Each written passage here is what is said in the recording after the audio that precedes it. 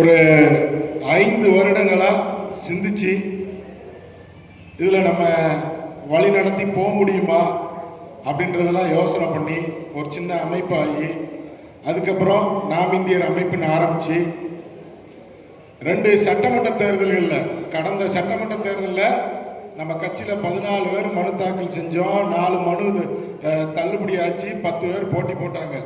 அவங்களுக்கு முதற்க நன்றியை தெரிவித்துக் கொள்கிறேன். ஏன்னா இப்போ சட்டமன்ற தேர்தல் வருது. எந்தவித எதிர்பார்ப்புமே இல்லாமல் எந்தவித பிரபலியத்தையும் எதிர்பார்க்காம சுருக்கமாக சொல்ல போனால் செலவுக்கு பணம் கூட கொடுக்கல கட்சியில் இருக்கு. அந்த அளவுக்கு சுயமாக அலைஞ்சி நாம் இந்தியர் கட்சி வேட்பாளராக போட்டிக்கிட்டாங்க. அதுக்கப்புறம் பாராளுமன்ற தேர்தலில் போட்டிக்கிட்டு இருக்கோம். இப்படி படிப்படியா இன்னைக்கு இந்த கட்சி உடனே எடுத்த உடனே பணம் செலவு பண்ணி மக்கள்கிட்ட பிரபலியப்படுத்தி வளர்ந்த கட்சி கிடையாது. படிப்படியா நிறைய கஷ்டங்களை அனுபவிச்சு தேர்தல் ஆணையத்தில் பதிஞ்சு இன்னைக்கு இவ்வளவு தூரம் வளர்ந்துருக்கோம். இன்னைக்கு மிகப்பெரிய கட்சியா இருக்கிற கட்சிகள் எல்லாமே சின்ன கட்சிகளா இருந்து படிப்படியாக தான் வளர்ந்துருப்பாங்க.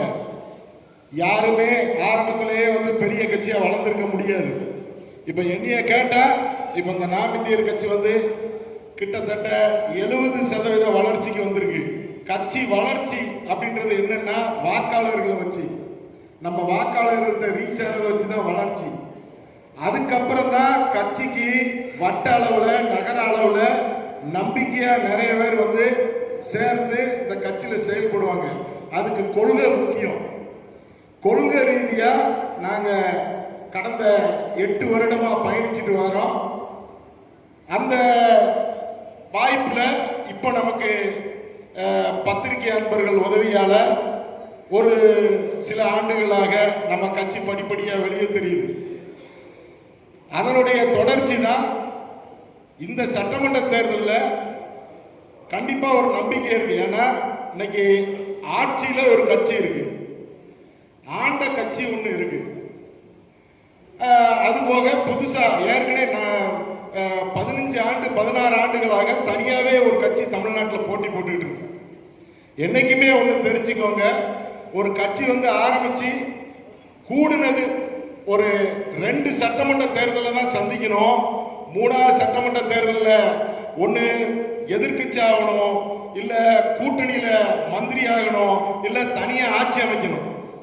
15 ஆண்டுகளா மாப்பிள காலம் மாதிரியே கட்சி இருக்கிற கட்சிகள் ஒரு நாள் ஆட்சிக்கு வராது. இப்போ எங்களுடைய கட்சி கண்டிப்பா 2031 ஆட்சிக்கு வரும் அப்படின்றத என்னால உறுதியா சொல்ல முடியும். ஏன்னா நான் கட்சி நான் மட்டும் கட்சி கிடையாது. இந்த கட்சி எப்படி வளரணுமோ, இந்த கொள்கையை எப்படி பிடிச்சு போகணுமோ, எங்க கூட பயணிக்கிற அவ்வளவு நான் அதை தான் சொல்லிக்கிட்டு வரேன். சொல்லி அதே மாதிரிதான் நாங்க பயணிச்சுக்கிட்டு வரோம்.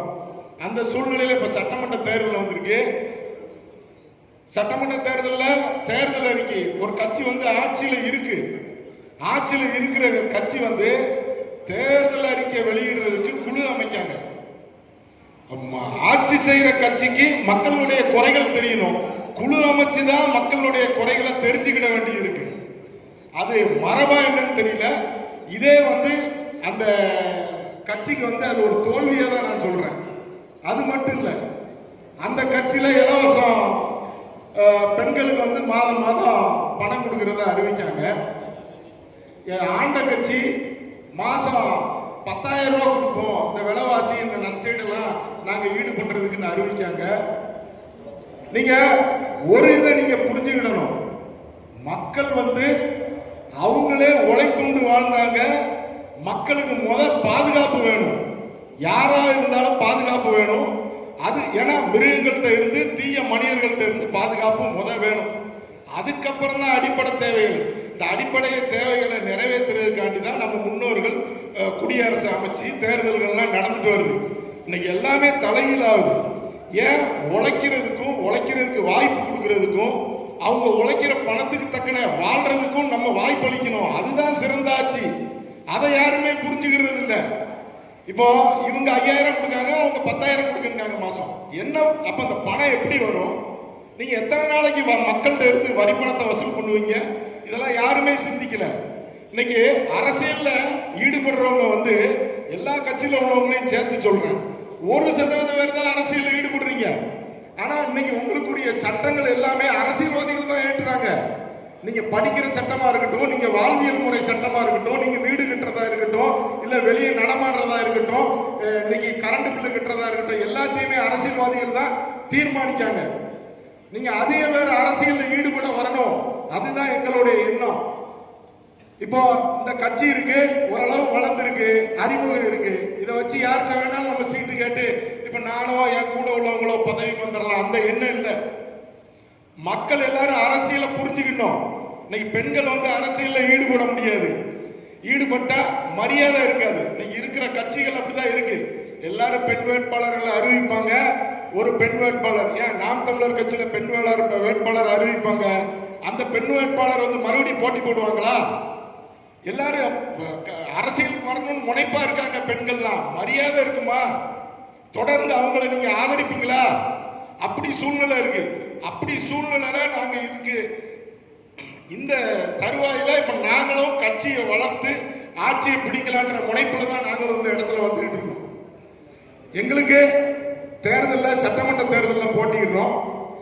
நம்ம கட்சிக்குன்னு தேர்தல் அறிக்கைகள் வேணும். ஏன்னா சுமார் குறைந்தது 100 தொகுதியிலேயாவது போட்டி போடணும் தமிழ்நாடு போறோம் அப்படின்றது தான் எங்களுடைய நோக்கம். அது கண்டிப்பா நிறைவேறும். அதை முன்னிட்டு தேர்தல் அறிக்கையை வெளியிடணும். இப்போ அரசியல்னா என்னது? இன்னைக்கு நடிகர் விஜய் அவர்கள் வந்து கட்சி ஆரம்பிச்சிருக்காங்க. அவரு திமுகவுக்கு மாற்றாகவும் ஊழலுக்கு எதிர்ப்பாகவும் கட்சி ஆரம்பிச்சதா சொல்றாரு. ஆனா அவர் கட்சிகள்ல ஏகப்பட்ட அவர் கட்சி துண்டுகள் போட்டு ஏகப்பட்ட பையங்க நம்பி போறாங்க. நீங்களும் இலவச அறிவிக்கீங்களே, உங்களுக்கு அரசியல் தெரியலன்னா எங்களை மாதிரி கட்சிக்கு ஆதரவு கொடுங்க. ஏன் 96ல ரஜினிகாந்த் அவர்கள் வந்து ஒரு கட்சிக்கு ஆதரவு கொடுக்க போய் வெற்றி பெறலையா? நாங்க சொல்றோம், எங்களால வந்து செம்மையான ஆட்சி கொடுக்க முடியும், எங்களை மாதிரி கட்சிக்கு ஆதரவு கொடுங்க. நீங்க ஏன் வந்து அரசியல் தெரியாம தடுமாறுறீங்க? தேவையில்லாம நீங்களும் ஆரம்பத்திலே இலவசத்தை அறிவிக்கீங்க. ஏன் இளைஞர்களுக்கு வேலை வாய்ப்பை ஏற்படுத்துங்க. அந்த மாதிரி சிந்தனைகளே இல்லை. எல்லாரும் அரசியல்ல ஈடுபடணும். 1% ஈடுபடுறதுனாலதான் இலவசங்கள் அதிகமாகுது. வருங்காலங்களில் இளைஞர்கள் பெண்கள் அதிகமா அரசியல்ல ஈடுபடணும். இப்போ இந்த தேர்தல் அறிக்கையை பத்தி பொன்ராஜன் சொன்னாங்க. நாங்க ஏற்கனவே வந்து சட்டமன்ற தேர்தல் பாராளுமன்ற தேர்தலா இருந்தாலும் சரி, தேர்தல் அறிக்கைகள் தயார் பண்றது எங்களுடைய இயல்பு. அது ஒரு கட்சி எல்லா தேர்தலையுமே அறிக்கை தயார் பண்ணுவோம். நாங்க அந்த அளவுக்கு பிரபலியம் இல்லாத காலத்துல அது வெளியே தெரியாம போயிட்டு, இந்த தேர்தலில் ஓரளவு நாங்க வெளியே தமிழகத்தில் அறியப்படுறோம். தேர்தல் அறிக்கையை தான் ஒரு கட்சி வந்து ஒரு கட்சியை வந்து ஒரு இடத்துக்கு பெரிய இடத்துக்கு கொண்டு வரும். அதனால இந்த தேர்தலில் நாங்க இப்போ முதல் கட்டமா 41 அறிக்கை பத்திரிகை அன்பர்கள் எல்லாரும் கொடுத்து 41 தேர்தல் அறிக்கை முதல் கட்டம். இது தேர்தல் அறிவிச்சதுக்கு அப்புறம் இன்னும் சுமார் 50ல இருந்து 100 அறிக்கைகள் இருக்கு. இப்போ இந்த தேர்தல் அறிக்கையை வந்து தயார் பண்றதுக்கு பொன்ராஜன் சொன்னா எல்லார்ட்டையுமே நான் ஓரளவு ஆலோசனை கேட்டிருப்பேன். ஏன்னா எனக்கு மட்டுமே எல்லாம் தெரியாது. நம்ம ஆலோசனை இந்த இது இப்படிதானா நமக்கு தெரிஞ்சதை கேட்போம், கேட்டுதான் இது தயார் பண்ணியிருக்கு. இப்போ நான் தேர்தல் அறிக்கையில வாசிக்கிறேன். ஓனா